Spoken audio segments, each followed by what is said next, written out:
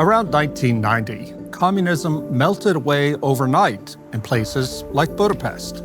And with it, so too did the men and women who had served the regime. Some, like the GDR's leader Erich Honecker, were put on trial. Some, like Romania's Ceausescu, were executed. But many lived long and happy lives. The final communist premier of Czechoslovakia died in 2020. At the end of that period, punishments were sporadic. After all, culpability was everywhere. To move on, in the end, you just have to draw a line. And in the end, moving on is what counts. So what happens in these kinds of massive social moments when we're called upon to remake our entire mental map, to tell ourselves a new story fit for a new era? As the world hurtles towards a Ukraine peace deal, it seems as though everything the collective West has told itself for the past 3 years might have to be revised overnight. The Churchill story will need to be replaced because, as Volodymyr Zelensky found at the White House, peace means confronting the cards you have to play, not the ones you want to play. Viktor Orban, almost uniquely among EU leaders, has stood by Donald Trump and his vice president, stating, quote, "Strong men make peace, weak men make war." One doesn't have to side with Russia in this war to recognize that Ukraine, despite its valiant fight, has no prospect of victory. However, Brussels and the European Union seem firmly committed to believing in a very different scenario. Equally, for the past decade, the West has been dealing with a more insidious kind of terror, social justice ideology, or wokeness. As its grip at last begins to loosen, many writers, actors, CEOs, politicians, and others are trying to wriggle out of their roles in enforcing this social poison. So, should we let them? Should we do as Sun Tzu recommends and give our enemies a golden bridge to retreat over? Dreams die hard. The dream of a secular, progressive, multicultural paradise so beloved of European leaders has come to an end. Forgiving and forgetting, new narratives and earthly justice. This time on View from the Danube.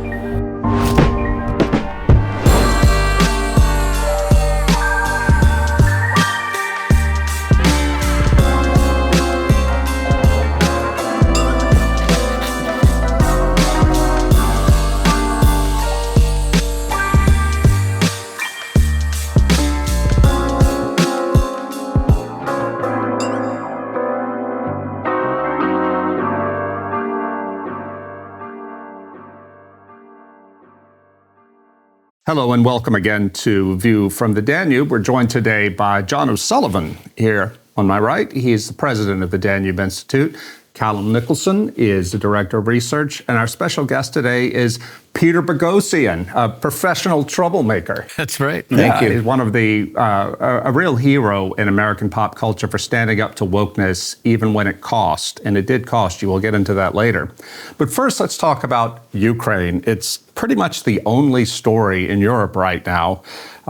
We had the shocking, especially to Europeans, confrontation in the White House between Volodymyr Zelensky, Trump and Vance.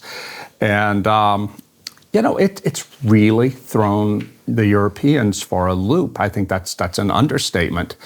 What do you think about the confrontation and the reaction in Europe, John? Well, I think it has thrown the Europeans for a loop, but some of them weren't so much thrown as jumped into the loop enthusiastically. There's always an audience in European politics, particularly EU politics, that wants to advocate separation from the US, criticism of the Americans, complaints they're getting it wrong. I think on this occasion, the Americans gave them some ammunition for that. But it's impossible to sort out who was really responsible for the ill nature. The people who believe it was the Americans concentrate on the short 17-minute past, I think it is, period in that debate in the White House at the time. When they started fighting. When they started fighting. But there's also the fact that this agreement, or not, on minerals was accepted several times already by President Zelensky. And there's a feeling, I think, on the American side that somehow he wasn't playing fair with them, that he kept changing his mind. I think he can probably reply with justice. He was under undue pressure to agree with them. And of course he changed his mind because it was a very unpleasant document in one respect that he was being asked to sign. So I think we can say, unusual for me to give this kind of judgment, there are faults on both sides. But the fact is, the really important thing is to get this right and to have greater agreement. And that seems to me to be the priority, which the following meeting between the Americans and the Brits at the Pentagon went a long way towards doing. Mark Thiessen from the Washington Post, a columnist there, neocon, he's been very much on side with the Ukrainians. But he wrote an important column, I think, after the blow up in the White House saying, hang on, watch the whole thing. For the first 40 minutes, Trump and Vance were very polite.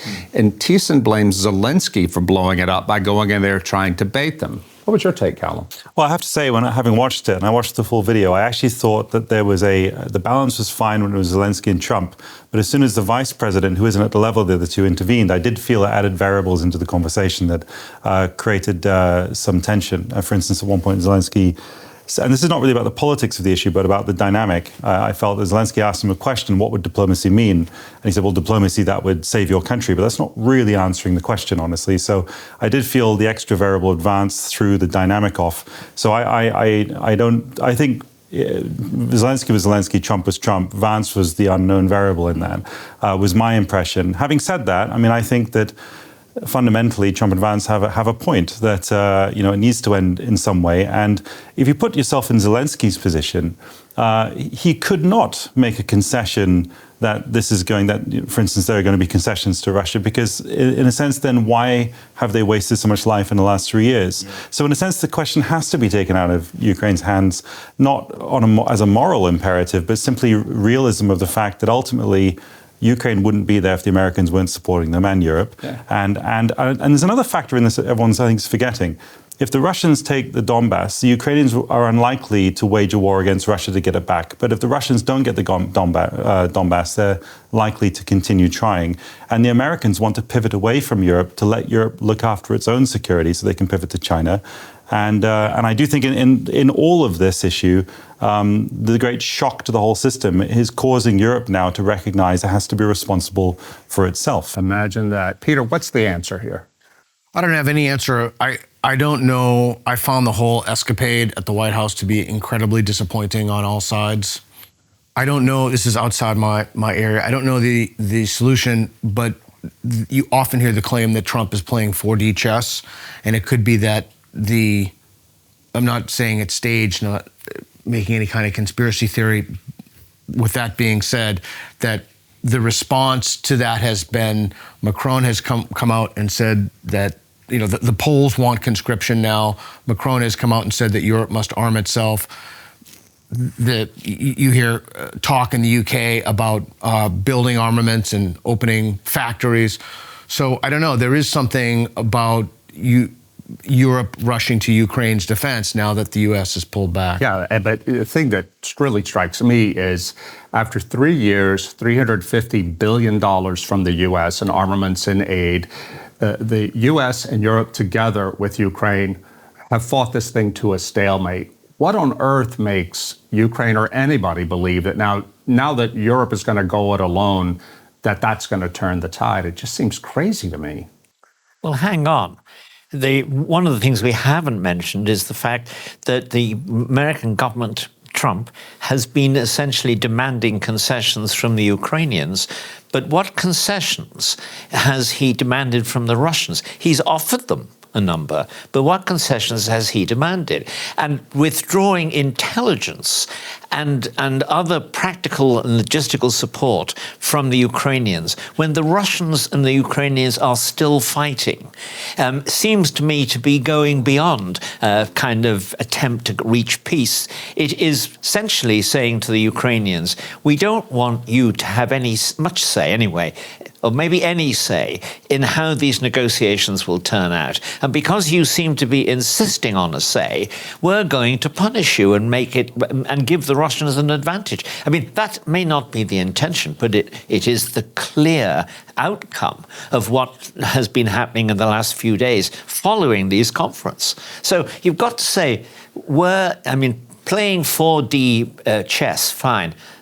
Against whom? Well, can I add to that? We hear this phrase that Trump is playing four-dimensional chess, but the more difficult it becomes to understand certain things, for instance, tariffs against Canada, then we start thinking, well, maybe it's five-dimensional chess or six-dimensional chess. And at a certain point, there are some things I now struggle to understand the logic, even as a provocation to, because there's one argument you could make for a lot of Trump's positions that seem strange, like burning bridges with allies like Canada, is that he's extending the Overton window of what is acceptable or perceived as possible, and then when he achieves something that's far less than that, or indeed far less provocative, it's much more accepted. So you could perhaps make that argument. Yeah. But still, at that point, we're starting to stretch it into 5 dimensions, I think. Well, then the next day after he announced tariffs on Mexico, they moved 10,000 troops to the border, and he gave the condition that too many people are streaming over the border. When he did it in Canada, he mentioned the fentanyl crisis, and then they said that they're going to crack down on fentanyl. So I don't know, maybe it's just bluster, maybe it's negotiation. But Trump managed to completely shut off the flow of immigrants across the Mexico border. That's undeniable. He's done it. Yeah, the evidence is that has been the case. So there's clearly it was a lack of political will, or it would have been done. Sure. By the way, he's also done something else. He's shut off the drift of Canadian voters from Trudeau and the Liberal Party to the Conservative candidate. True. He's undermined the candidate who is presumably most sympathetic to him, although Poilievre is being very tough in response to Trump from a Canadian standpoint. I cannot understand the policy to Canada at all, partly because there's no prospect of Trump successfully invading and conquering Canada. The American people would never stand for it, even if they could do it. Well, one thing that we've seen in the European press in the last couple of weeks is suddenly the great enemy is no longer Trump, but it's J.D. Vance. Yeah. And this started with his Munich speech in which he lectured them all and told them correctly, in my view, that the greatest threat to your security is internal. The fact that you're not dealing with migration, that you're having to shut down free speech to keep people from talking about the problems, and so forth. There was a really interesting piece in Unheard, the UK online journal, in the past few days by, I think, Tom McTague was the author. And he said the reason Brits and Europeans hate J.D. Vance is he forces them to confront their own weakness. And I think that's true. But what do you think, Peter? Yeah, I think that was an incredible speech. And I think 25 years ago, that would have been the speech a Democrat gave. By the way, it would have been a speech anyone in NATO gave. If you go back and look at the 1980s and 1980s and before, 50s, 60s, 70s, those kinds of speeches were made by people in all countries in NATO on both sides of the political spectrum. They were absolutely standard. People praised democracy and free speech as what separated us from the other side of the Iron Curtain. And it shows the drift towards censorship and control of the population by the government, rather than control of the government by the population, that is becoming orthodox politics in Europe. But this idea of going back to what you say, what Vance is saying now is something a Democrat may have said 30 years ago. I think what we're seeing with Trump is that he is, and I've said this before on this show, but I think Trump is in a sense a bonfire of all the vanities of the culture, the accumulated dead wood of a politically correct culture that's dried out dead wood. He's burning all that off. But here's the danger. I would have, if I was American, I would have voted for Trump precisely because I don't know if he's the phoenix, but I think he is the fire. We need a fire to create ash from which new growth comes and so on. But the problem with a forest fire, as we've recently learned, is that a small forest fire is great and good for the environment. But if there's so much dead wood built up, it can actually become a massive conflagration that burns down everything. And so there is a danger with Trump that I was never a for Trump guy, but I eventually saw the utility of Trump this time. And I think that there is a danger with Trump that he, in a sense, burns down or not just burns out the bits of the order and the culture that need to be burnt out, but he completely incinerates all the norms by which we function. And I think that is the real risk. And I really mean that. From my perspective, that's what I'm concerned about, is the balance between a necessary blaze and an out-of-control conflagration. Well, one thing Trump is doing in the U.S. is he's also forcing Americans, ordinary Americans, to recognize that the U.S. is in a different place now in the world, that we're just one great power among many. Because since the end of the Cold War, we Americans have had this idea that we are the unchallenged global hegemon. And if we just apply enough money, military might, and willpower, magical thinking, I would say, then we could do what we want to. Those dreams ought to have died in Iraq and Afghanistan, but they really haven't. And I think Trump is forcing us to recognize that under the guise of America first. Well, as a matter of fact, America will be weaker if it loses its allies in Europe. 100%. And that's a factor which is not being taken into account in that argument. It will also be true, and I've said this very clearly generally in the past, to the Europeans, that if you move to an independent European defense capability, either instead of NATO or because of it, you are going to get less security for a great deal more money you will have to spend on creating this new unit. It makes no sense. And yet that is what a lot of the European elites are desperately trying to do as a result of this crisis. Unfortunately, we do have some Western statesmen, I'd say Tony Abbott from Australia, who see clearly that we have to keep NATO together as remaining into the future, because the NATO that Trump says he wants, namely one in which the Europeans spend as much as in Europe as the Americans do for America, that NATO would also be a guarantee against Russian aggression in Europe. Because just think about this, if you had seriously armed nations in Britain, Germany, Italy, France, and the rest, there's no way that Russia would then be attempting to take over its next-door neighbor. I just don't see it. We don't see what? I don't see Europe arming itself. There's Well, the it's nation, happening. It is happening. I mean, Poland has declared conscription. Well, that's Poland. I mean, Yeah, exactly. this can actually is a nice segue into the next segment. We were going to talk about after the war in Ukraine. Let's say peace arrives in Ukraine. What does that look like for Europe? And I agree with you, Peter. It's one thing for Ursula von der Leyen and the others to talk about spending 800 billion euros or whatever the number is on defense and rearmament. Who's going to do the fighting? If you look at the polls, surveys over the last few years, it has shown that a majority of Europeans say they won't even fight for their own country. Are you going to get the migrants to fight for you? Please. That's one of the reasons that I disagree. But it's also, it's just to me, it's a weird notion. Maybe it's just a weird question. I mean, what do you have? 750,000 Russian troops. What are they going to do? Are they going to go? They're going to go back to a country in which the economy is, frankly, in the toilet?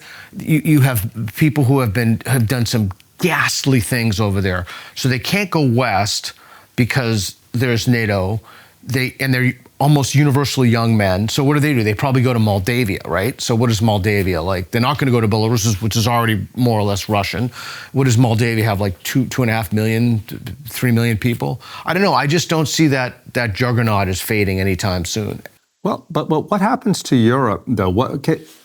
What does a post-American Europe look like? I mean, how does Europe think about itself? Because I think that one reason the Ukraine war has been such a passionate cause for a lot of European elites, and frankly, a lot of European ordinary people too, is because this is the last gasp of the post-war liberal order that they wanted to build. And this is one reason, as we said earlier, that J.D. Vance really got under their skin, because he's telling them it's falling apart on the inside.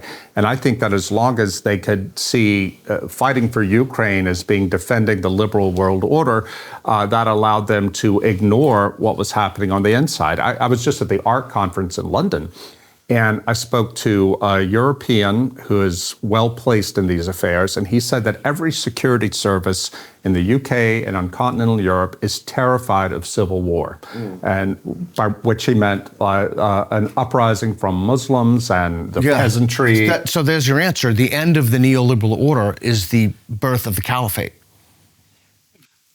Well, let me come in on a slightly different point. That's an interesting point. There's no doubt about it. But Rod, you may in London find people at Chatham House regretting the end of the post-war liberal order. But the fact is, the English population, the British population, is the most pro-Ukraine in Europe. It's passionately so. It's not fake. It's there. Why? Because there is a tradition in English public life of sympathy for small nations rightly struggling to be free. It goes back to Canning on the Conservative side. It goes back to Gladstone on the Liberal side. And it's always been an element in British public life. It's very similar in the United States. That same tradition is there as well. It's not the Jacksonian or the Hamiltonian tradition. I don't know what you'd call it. Is it a Jeffersonian tradition that has that sympathy for small nations? But it's there. It was what kept alive support for captive nations in the Cold War. And I think it's as simple as that. People don't like to see a jackbooted power stamping on the face of a small country. And that's not going to go away. So I think we have to realize those sentiments are in our societies. I think they're admirable. I like them. They're not always realistic, unfortunately, but that's part and parcel of what they are. Okay, but how are they going to pay for it? That's the thing. And the British Army can't even field a single division now. Well, nobody suggests something. Yeah. Well, sorry, John, I can't say with well, about the British forces and the army and the rearmament. When I look at J.D. Vance's speech in Munich a couple of weeks ago, in a sense, it was a bit like an intervention when you have someone who's, say, an alcoholic and their family intervene because Europe has an addiction, which is to American largesse, American military support, and so on. And Vance was trying to shake Europe into recognizing their dependency on this substance, which is American power and money, and to say, you got to do it on your own, you got to be responsible for yourself. Now, you ask where the troops, so we have to rearm. Now, in the UK, the downsizing the military was really a mid-90s phenomenon. When the Cold War ended, I think in 1995, there was a big downsizing of the British forces. My family were British military in the RAF, and so I know a lot of people in those circles. And one thing that's for sure is that these days we're having the sort of white, typically working class, but just generally white males in general in the UK have this sense of anew, the sense of being detached from the world. It's why the popularity of people from the moderately acceptable, the Jordan Petersons to the crazed like Andrew Tate. The reason they have an appeal is because they're saying something, whether you agree with them or not, about masculinity and so on. Well, one of the things that most men have lost is the option to go off into the military and prove something. And it's completely downsized. You don't have those jobs available. So far from there being far from the question, I don't think the question is, where will you find the soldiers? I think actually there are a lot of people who would love the option to join the military across British society, and I think it's the same across. Fight.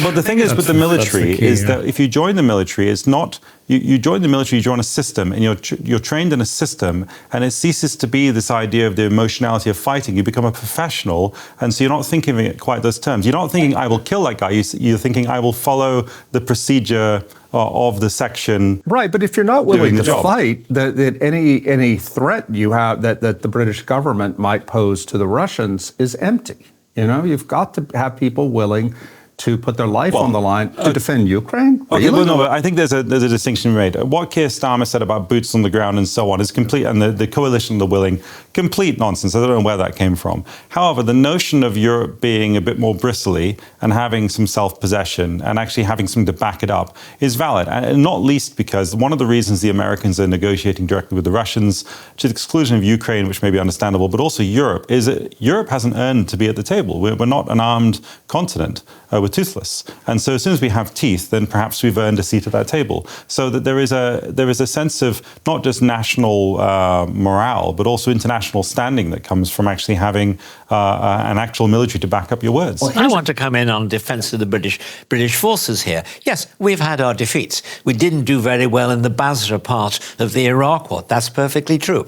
On the other hand, we won the Malayan emergency, the only clear case of anybody, well, except for the Rhodesians, I think, fair to say, the only clear case of anybody winning a guerrilla war against communist guerrillas in the post-war world. We won the Falklands War, which was a remarkable one. We won the Borneo emergency as well. I mean, there are a lot of cases where we've won, and our fighting forces, basically, in a lot of wars, they've been next to the Americans. And the Americans and the Brits have got on perfectly well. And the Americans, the Brits and the Australians get on well because they trust the other to behave decently and well. And that's a key point in the crisis we're having now.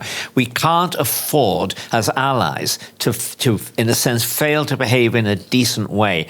I don't think we should look as though we're trying to screw the Ukrainians.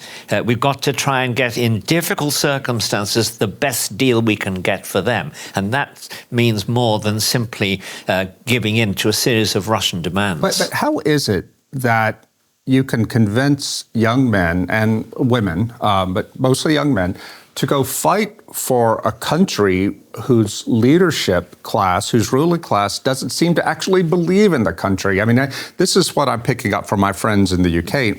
Granted, these are conservatives and who are disaffected from the Tory party, but we've had a generation or two generations of elites throughout Western Europe who have taught their people in the schools and in the media that the West is wicked, that Correct. So, and now they're suddenly supposed to hang on, let's go fight for Western values. It doesn't make psychological sense. But you could actually interpret what you've just said in a very different way. You could say that actually what you're describing is that in the military, you don't want the sort of people who don't have some sort of solidarity with the country. And the point you're making is they will never apply, which is fantastic. The only people who apply are people who actually have some deeper investment in things, which tends to be a lot of the people who are turning to these more quasi-conservative movements, the people looking to the types of people like Jordan Peterson and so on, they're more likely to join the military. Sorry to interrupt. He's saying that, correct me if I'm wrong, I don't put words in your mouth, but he's saying, he's agreeing with you, implicitly at least, but saying there's not enough people to reach a threshold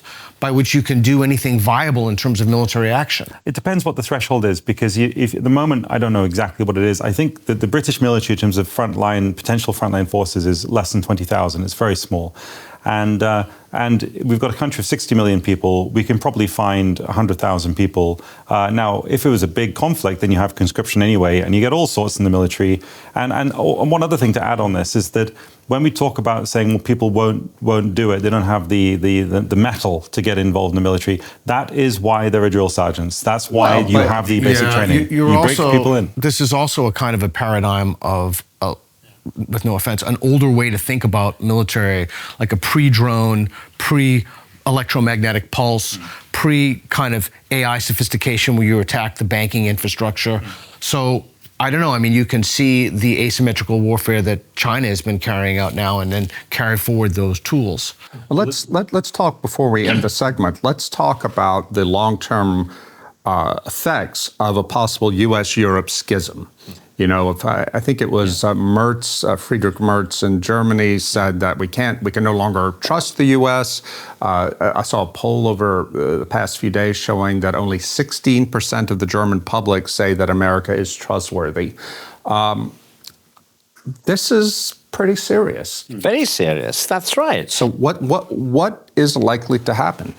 Well, the first thing is to get the Americans, to get the Europeans to trust the Americans. And the best way to do that is for the Americans to make it plain to their government that while they completely sympathize with the desire to end the war, they don't think it should be done at the cost, without concern, of Ukraine and the Ukrainians. That's very clear.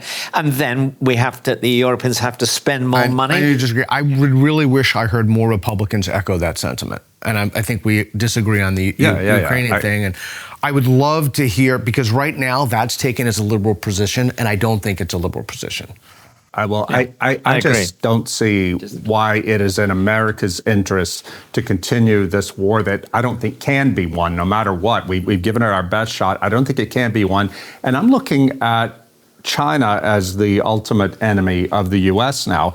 And the idea that we have managed to drive Russia into the arms of China is really concerning. Russia drove themselves. They're going to be a vassal state of China. And then what happens if in the Indo-Pacific? What happens if the Chinese decide they have designs on Taiwan? I mean, actual designs, a blockade. That's 95% of the advanced chip production in the world. A clear national interest of the United States to defend Taiwan, I would say. Really? More so than the alliance, the end of the alliance of NATO, and the end of the Cold War, which has been directly challenged by Putin, who said that he wants some of the countries that join NATO to be out of them, including the one we're in. I mean, this seems to me to be a clear American interest, and it would be a huge loss for America if Europe were to be, in a sense, forgotten and reduced, therefore, to part Soviet vassal and part kind of Ruritania, which you have washed your hands of. Well, can I say there is this kind of idea circulating that some people are for the war continuing and some are for it ending, and I just don't think this is true. I think everyone wants to end it: the Ukrainians, the Russians, the Americans, the Europeans. The question isn't about whether it should end; it's how it should end, on what terms. That's the question. Or should there be, should Russia be given the Donbass or not, and so on. And I think that my sympathy is with the Ukrainians. I think Russia were the aggressor, but realistically looking at it, my sense is that the Russians will not stop unless they get the Donbass. If the Ukrainians lose the Donbass, they will not try and reclaim it. So from the American perspective, the quickest way to stabilize it would be just to give Russia that. I'm not saying I personally think it's moral. And let's not forget what the U.S. And NATO, but led by the U.S., did leading up to the war to provoke this thing. Our hands aren't clear. I just don't buy that. I think. Well, I mean, NATO has been presented as a defensive alliance. That's its purpose. But it was also involved in the invasion of Iraq and Yugoslavia and various places. NATO has been involved in a lot of wars that have been offensive, not simply defensive. I agree. And it's also Georgia and Ukraine are candidates to join NATO. This has been, but they're not. Well, no, they're not. They're not. But they've Finland. been considered. And additionally, bear in mind, and I'm always been on the Ukrainian side of it, but from the Russian perspective, it is true that Russia has been subject to invasions in the West at least twice in the last couple hundred years, and which have really stayed in their collective memory. I mean, we forget this, that World War II was essentially won by the Russians. 80% of the German forces are on the Eastern Front. So I'm not defending Russia on a moral grounds, but if you're looking at the Americans saying, realistically, where do our forces need to be? They need to be in Asia, and we need to be looking after that. So how do we stabilize this most quickly? And the quickest way to stabilize it is probably to deal directly with the Russians, make some concessions to them, and get out of there and hope it stays stable. And I'm saying that not from a moral position, but realistically. How do we do this? We encourage. I mean, here in Europe we encourage, and Americans we hope will encourage too, the serious expenditure in Europe to build up defense, and not just defense, but also defense industries and the industries that are needed to feed defense in a larger sense. That's what needs to be done. And as regards to end the war, well, I don't see that we need assume that the Russians would stop if they get the Donbass. What's the evidence for that? I think it's far more likely that they would discover the threat from Poland. Because when any country that's next to them becomes a country that is a threat to them, unless it's neutralized. Poland is in NATO. Yeah, so I don't think NATO countries need to worry about Russian invasion, honestly. And I do think the reality is Ukraine has to stay a buffer state. And I'm not sure what Russia will do with the rest of Ukraine subsequently. They'll probably continue to pressure it. But then if Europe rearms, Europe can help Ukraine in some way, and hopefully Russia wouldn't dare go any further. But I know, but my intuition is if they're not made some sort of concession, this, first of all, there will not be a treaty. And even if there was one, the Russians will keep coming, which means the Americans will have to stay focused on Europe, and they do not want to do that. They want Europe, which is a developed economy with a long history of military supremacy in the region, which has given it up in recent decades because they're on the American teat of power and military equipment. They need to walk on their own, and if they do that, good luck convincing the European voters to pay even higher taxes. Exactly. For defense and suffer no cuts in the welfare state. Exactly. So they have to have cuts in the welfare state. And by the way, they have to move people from the huge number of people in their societies now who are sitting on couches, technically ill, but who in fact would be better off, healthier, and furthermore earning money, feeling proud of themselves and paying taxes. We've got to move people from the lists of people on sick notes into the economy again, which does two things. It increases the revenue to the government, which does a lot of other things, but it also means that you have more money for defense. And that's key. I mean, I don't think anybody who's serious about public spending in Europe thinks otherwise. And they are making promises, but they're doing more. They're actually spending more. Will they meet the latest demand from Trump that they spend 5%? I don't think so, but then I think he's saying that because he wants them to reach 3% or 3.5%. And they're going to have to figure out what to do with these massive numbers of migrants who come there and are unemployable and are on welfare. Correct. Well, that's a different subject which we have to deal with, I agree. But in this context, the key thing is this, that if you have a serious rearmament in Europe, then you keep at bay the main danger, which is that the Russians will accept a deal in Ukraine, wait 5 years, replenish their arms stocks, and try again. And I think they'll do that, whether or not they have they have the whole of Donbass or not. They want a weak and feeble Ukraine. They do, and our principal strategic interest in this war, by the way, is to keep them from getting Ukraine and posing a threat to the rest of Europe. We have to move on to the next segment. Sorry. You're killing him. Can you give him the last word? All right, come on. One thing. 30 seconds. Even 30 less. You asked where the funding's coming from. If we stripped away all of society's soft furnishings, the net zero stuff, the paying for nice hotels for migrants, and reoriented all that soft furnishing funding to hard power, then it would not be a problem to solve. I do not think there's a budget issue. It's simply about being intelligent and strategic and thinking laterally about where we get it from. And I completely agree. That's why the migrant issue is, that's why I disagree with you. The migrant issue is part of this because it's part of the overall spending. Yeah. So let's move on to a segment I've been looking forward to since I heard that we were going to have you, Peter, on today's show. After wokeness. Yeah. Trump gets elected. The White House is destroying DEI. The Doge, Elon Musk organization, or his office that has been unmasking how USAID has been used to push wokeness globally. That has defunded a lot of wokeness. And it really does look like the woke have been pushed back. Do you think, Peter, as someone who has been fighting wokeness for years on the front lines, do you think woke is dead? I think woke is in hospice. I think woke controls the main engine of knowledge production is the institutions, the universities. So I think wokeness controls most of the universities. The other problem is that wokeness, when you are in control of the universities, you're in control of the K through 12 certification process. So we're basically kindergarten through 12th grade for our European listeners. Kindergarten through 12th grade. And so it's an indoctrination factory. It's an indoctrination mill where you indoctrinate people into certain ideas. I think even little things, little markers like the total number of people who have pronouns in their bio, which actually makes it harder to spot crazy people because before you just look at the pronouns and say, okay, crazy person. Look at the Charlie Kirk's interview with Gavin Newsom recently. He stepped back on the woman. Governor of California. The governor, thank you. The governor of California, he stepped back on some major issues. So I think that individuals who hold positions of power within our institutions, that's not going to go away anytime soon. But there's been a shift in the zeitgeist.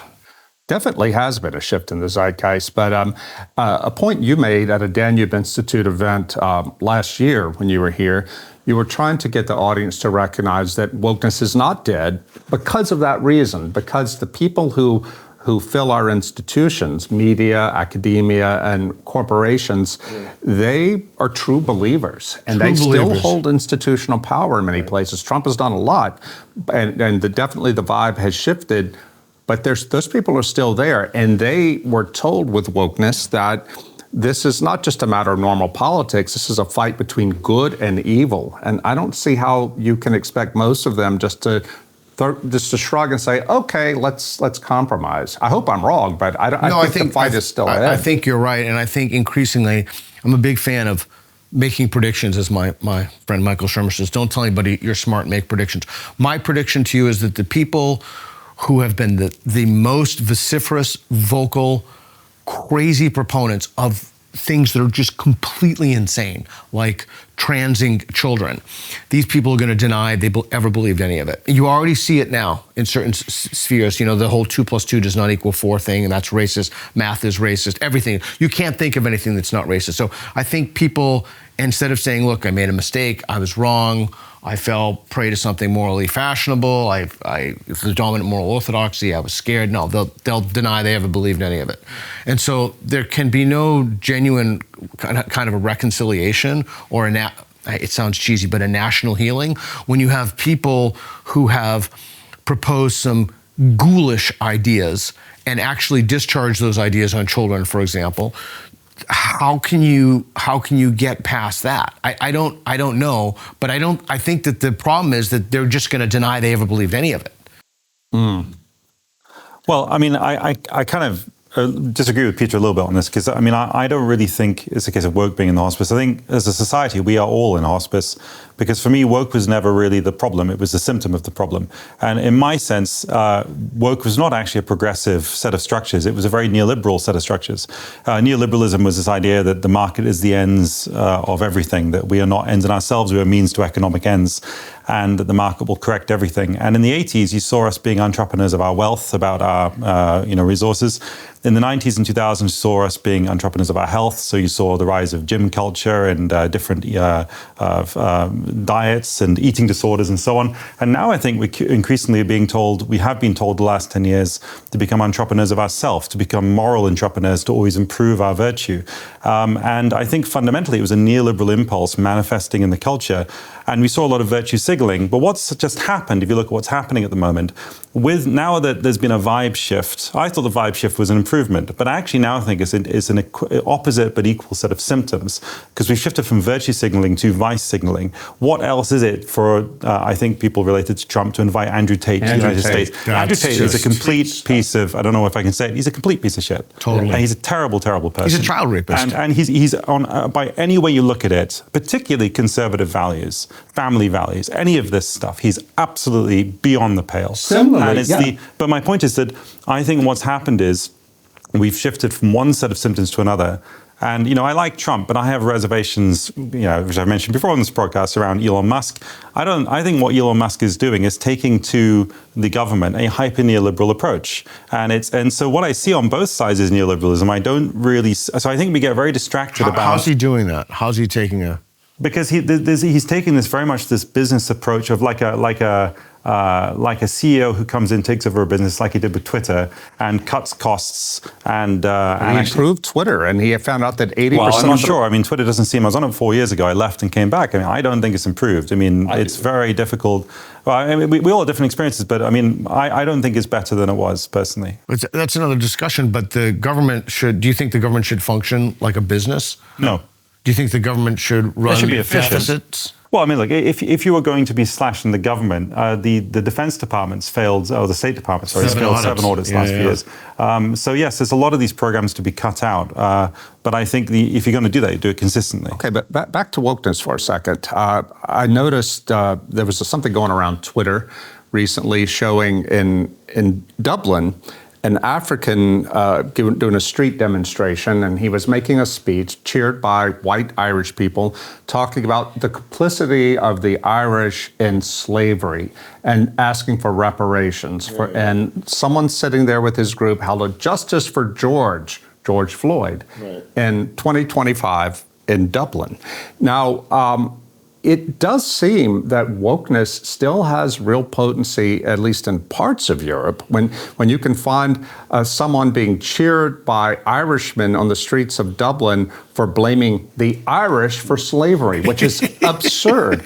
And but now we'll know that there's really been a vibe shift when we can challenge the myth of George Floyd, and that's actually happening now in the U.S., isn't it? Yeah. So it's not, by the way, absurd. Can I just intervene here to charge the Irish with complicity in slavery? They were part of the British Empire, and Irish people at every levels, from the tops, from the governors of colonies to the soldier at the bottom, the Irish people were involved in every aspect of imperialism. They were also, therefore, involved in every aspect of anti-slavery, because, and just recently, yes, 2 days ago, Don Lemon, a very liberal commentator on American television, was raised the question of reparations with some English woman. I didn't catch who she was, but she was a sharp cookie, because she said she completely agreed with reparations. And obviously, when you're dealing with reparations for these kind of crimes, you start at the beginning point. And who should we be presenting the reparations bill to the descendants of the slave owners of Africa, who handed over the slaves in cages to the Atlantic slave trade? And she knew a lot about this. And poor Don Lemon, it was very charming and polite to her, but he was completely blindsided by this. It had never occurred to him that other people might be complicit in the slave trade. When, of course, it began long before the British Empire was involved in it. And the British Empire, by the way, closed the international slave trade down. But before it was involved in any way, it was a big Islamic factor. The Muslim slave trade was huge. And of course, within Africa, these were battles between slave kingdoms and slave empires. So if there's going to be a moral reckoning, then it has to take into account all sides in this. We can't simply decide on the basis of skin color that this slave trader is a wicked man, must punish him and his descendants. But then on the basis of this man who is not white, he's fine, he's another victim. No, you've really got, if you're going to be moral about these things, you have to be moral. You can't just simply, deal the cards morally in a way that suits your personal tastes. I'm shocked. You're shocked. What's happening on the George Floyd front in the U.S.? That's good. So Ben Shapiro just recently came out saying that Chauvin, is that how you pronounce his name? Yes, Derek Chauvin. Yeah. We should look at his case again. And Derek Chauvin, for our listeners in Europe, he is the Minneapolis cop who is in prison now for having murdered George Floyd. He was convicted of murder. So we should linger on this because that's emerging as a significant issue. So George Floyd had large doses of fentanyl, 5 times what is usually considered lethal. He had other drugs in his system as well.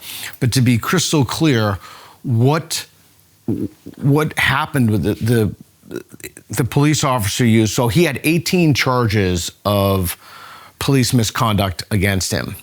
And the average police officer in the department had 2 in that period. But I just want to be crystal clear about something. So I do jiu-jitsu pretty seriously. And if you tried to put your knee on someone's neck like that, you'd be given a very severe warning, and then if you did it again, you'd be thrown out of the gym. And so just to be crystal clear, if anybody here does not think that putting someone's knee on your neck, I go to Carlson Gracie Jiu-Jitsu, I'm there 4 days a week, and 4 nights a week and 4 days. You come down in Budapest, District 11, and I will skull ride you, and we'll see what happens. It is incredibly dangerous, and it is excruciatingly painful. And if you don't kill someone with it, so anyway, it's not operating procedure. It wasn't approved by police tactics. It's an extraordinary. So in MMA, you throw elbows, you throw knees to someone's head. They allow that, but they do not allow you to ride someone's neck. So your point is that he's probably guilty anyway of murder. Yeah, I mean, that's incredibly dangerous. Like, it's not allowed among black belts. They don't even allow that. Okay, so what do you think the danger is to American culture if the whole George Floyd thing, when I say the myth of George Floyd, I mean myth in the sense of this is the received narrative around which a lot of policy was made. In fact, a lot of destructive policy in terms of enforcing. And defunding the police. Yeah. So is this something that we should go back and reopen, as Ben Shapiro is trying to do? However we talk it out, or is it just too dangerous to? Yeah, the question is, was he given a fair? So I'm not a I'm not a consequentialist in that sense. So I'm a deontologist. So if he was not given a fair trial, you open it regardless of the consequences. You don't want to put one innocent person in jail, no matter what. So I think we should look at that. And there were, anytime anybody questioned any of those narratives around BLM or George Floyd, you were immediately lambasted. You were thrown out of, excommunicated from polite society. I lost a friend over that because I pointed out that if you look at the entire police video from the confrontation with George Floyd, for something like 17 minutes, they politely asked him and tried to coerce him, sir, get into the car, get into the car. He kicked, he flopped around and all that. Not to say that he deserved what happened to him, but it's a much more complicated story than what I initially thought, which was that the cops threw him down, put the knee to his neck. And But your position is very balanced, isn't it? You're saying he should get a fair trial if he didn't get one, but realise in a fair trial there would be substantial evidence against Chauvin, right? That's exactly what it is. And what he did, it's my understanding that it was not in alignment with the police top attack. Not only that, like, again, anybody who knows anything about wrestling or jiu-jitsu, you would never do that to somebody. I think when people focus on that case, when Ben Shapiro is focusing on the case, I think he's missing the point, is that the question is not whether that man was guilty, and it sounds like you think he was. I'm not a specialist on that case, but it makes sense. The question is whether the police and indeed society is systemically racist. That's the question to be litigated in the court of public opinion, not necessarily the courts as such. And that's where we need to have a proper debate, because around so many of these issues, if you actually look at the data, the real data, and I think her name's Helen McDonald, is that her name? Heather McDonald. She's great. So she's done some very interesting digging into the police, into the data. And I'm going to get the facts wrong here in the sense I don't have the exact data, but as far as I read them wrong, it was there were only about I think in terms of police killings of black men, there's something like 50 or something. No, and it was very low. Depending on how you define unarmed, it can go from 9 to 17. But some of those are like, it's not thousands, is what people thought. Because if you did surveys, people thought it was thousands and thousands. Right. No, and if you look at Roland Fryer's research, it's that Harvard Roland Fryer. Yeah, that's another story, but it's that there's no disparity between the killings of unarmed black men and the killings of unarmed white men, but there is a disparity among, once you're incarcerated or brought through, kind of quote unquote matriculated into the system, black people are roughed up more than white people, but they're also roughed up more by black police officers, and we don't know why that is. Last question before we jump out of this segment, answer it quickly. Should there be peace terms offered to the woke? That is to say, should we just forgive and forget and move on for the sake of peace, or should there be a compelled reckoning with them for what they did? Yeah, that's a great question. So the first thing we need to do is to file, and hopefully the Justice Department will do this, class action lawsuits on behalf of anyone who was discriminated against on the basis of their race. And we need to completely eliminate all university endowments and disperse those to people who were discriminated against on the basis of their race. So we need to take an absolutely no holds barred approach to burn the whole system down when it comes to our institutions, in the same way that we would do that if it were black people. Yeah. There's no difference. But in terms of individuals, again, I don't think that they're going to admit that they ever believed it, but there has to be some kind of rapprochement. There has to be some kind of, we have to live together in society, a Truth and Reconciliation Commission. I mean, there has to be some sort of, even last month, I lost 2 very close friends so we have to start the healing process. So against individuals, yes, against institutions, burn them down.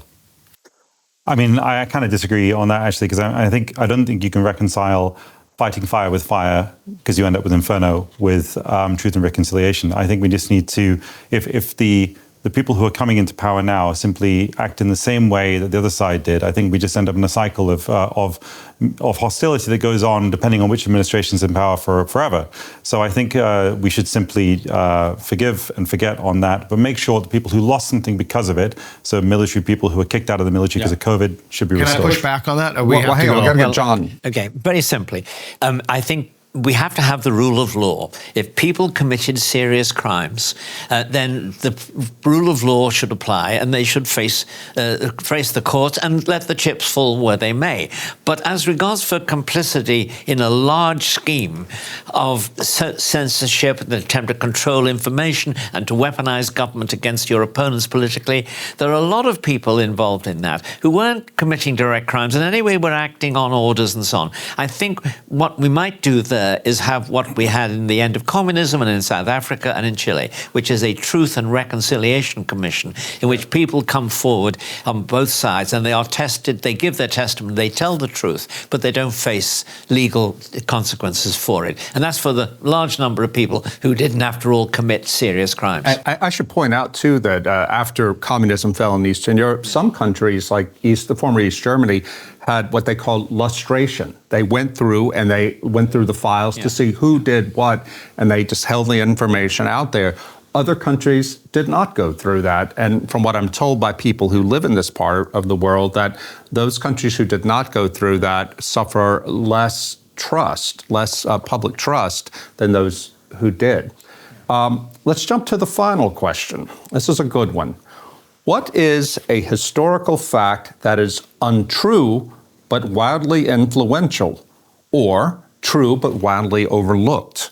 Who wants to go first? Repeat that one more time. Okay. What is a historical fact that is untrue? It's taken as fact, but it's actually untrue, but wildly influential. Or, if you prefer, something that's true, but nobody really knows it. We overlook it.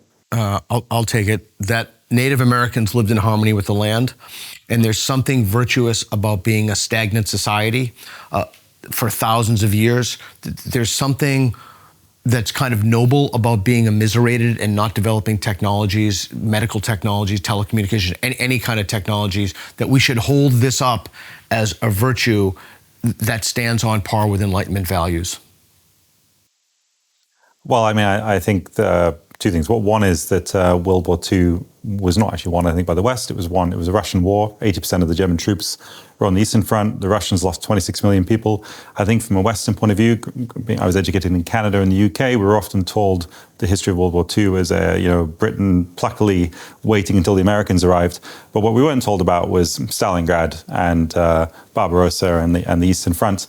But living in Hungary, I think the last 3 years has been quite eye-opening as to the costs borne by the East, which I don't think is taken into account in the West. And it's still, this whole region is still living with it. Well, I've just changed my mind on what I'm going to talk about. As it was in reply, I think the truth of the matter is that the Second World War was started by the USSR and Hitler's Germany jointly. And for the first 2 years, they cooperated with each other in invading neighboring countries, Poland and the Baltic states. And Hitler was supplied with the weapons of war and the material for war by the communists right until Barbarossa, when Hitler invaded. At that time, Brits were supplying the Russians. When after that, the Brits started supplying the Russians until before the Americans got in with weapons of war through the Port Archangel in Northern Africa, and that was one of the most dangerous things that anybody could do, was to serve on a convoy that in the winter waters took things to the point that Putin. The one thing I give him credit for, he struck a medal for the British merchant marines who had delivered those weapons to Russia. He did that about 10 years ago when he was still on good terms. And I have to say, that was something worth doing, and I'm glad he did it. Okay, so that's your fact that's untrue but widely influential, yes. Arguing with Callum? Yes, that's right. Well, you stole mine, Peter. I was going to talk more about that, about the other, the way that in the West today we take the other, whether the other is the Native Americans, the Indians, as peaceful tribe living in harmony, or as we talked earlier about the Africans were just these. They were living peacefully with each other until the wicked Europeans came and introduced slavery. None of that is true. All of it is wildly influential and I think has a lot to do with the struggles we have today. I would add to that the whole question of Islam in the West. it's if you know anything about history, you may be shocked by the fact that Europe has allowed so many Muslims to migrate here, because Islam has been the great enemy of Europe for hundreds and hundreds of years. I'm not saying that it should always be that way. I would like to live in peace with everybody. Nevertheless, this is a rival civilization and an aggressive civilization, and it doesn't just go away. I think that I don't like a lot of the jingoism that came out of 9/11, and I was part of that too, because I was living in New York then. I saw it all happen. I gave myself over to anger. Nevertheless, I think Samuel Huntington, the late Sam Huntington, the Harvard scholar, was loathed by many of his colleagues for pointing out the clash of civilizations. In his book, The Clash of Civilizations, he had a section called Islam's Bloody Borders, where he talked about how is it that, it's no coincidence that something like 80 to 90% of the conflicts in the world today, this was the 1990s, are between Muslims and non-Muslims, wherever you go. I think that is something that has been buried, the idea, and it's been buried in the whole broad thing that you were talking about, Peter, about how, everybody who's not us was peaceful and good until we came along with colonialism or what have you. I think that's just naive and ridiculous. And I agree with you, John, when you were saying earlier that people are people. Bill Maher on his great show Real Time on HBO, he was talking about the same thing. He said very crudely, people were shitty wherever they are, just like we are, and I think that is, to take it back to the Islam thing, I think that the suppression of what Islam has been historically vis-a-vis Europe is really something that's true, but wildly overlooked, and consequentially so. Good. I think we have to find a way of dealing with that, and I think we should deal with that on another program, because it's such a big question. That would be a great show. Yes, right. And I'd like to offer a potential solution: surrender. What, for us? Yeah. Western Europe surrenders. Surrender to Islam now, try to negotiate the best possible terms. That would be. You don't mean that. Well, why don't we have a conversation about it? Invite me back. The All right. Michel Houellebecq solution. Yeah, Submission. It's a done deal. That would be a hot conversation. And I'll close by saying that I was at a conference in Bratislava recently, and there was a big panel discussion about migration problem in Europe. It took 40 minutes into this hour-long conference. Before they mentioned it. What? Before they mentioned it? Yeah, and it was an American, Mark Krikorian, who brought up, he said, why are we not talking about the elephant in the room here, Islam? And then the others were like, the Europeans, you're right. And Francesco Giubilei, who is a friend of the Danube Institute, an Italian conservative intellectual, he said, we're weak. That's why we don't talk about it. We Europeans are weak, and we don't want to face it, is what he meant, because we don't know what to do about it. So on that happy note, friends, let's end today. Thank you so much, Peter, for joining us. Peter Boghossian. Thank you. Callum Nicholson from the Danube Institute, and our president, John O'Sullivan. Thanks, everybody, for joining us. We'll see you next time.